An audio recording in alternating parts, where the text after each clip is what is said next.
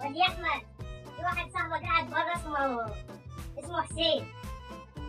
يا نهار ازرق، تعال رخم يا ماما. طب بقول لك ايه، خدي خلي التليفون ده معاكي. ماشي هات، عشان هو بيرن عليا بقاله كتير وانا ما بردش عليه اصلا. حبيبي عامل ايه يا حسين؟ بخير يا صاحبي، انت ايه اخبارك؟ انا الحمد لله تمام. في ايه يا صاحبي؟ باين عليك، عيب عليك عبرني. انا يا حسين والله عيب عليك. انا كل الحكايه بس ان انا بعت الموبايل بتاعي. انا بتصل على الرقم ملوش علاقه بالموبايل، ما انا برضه بعت الخط. ازاي؟ فين كده؟ وريني. لا استنى، اهو في تليفون بيرن جوه. لا ده تلاقيه تليفون الجيران، اصل هما نازلين جنبنا على طول. نحاول تاني، اهو الصوت اهو برضه.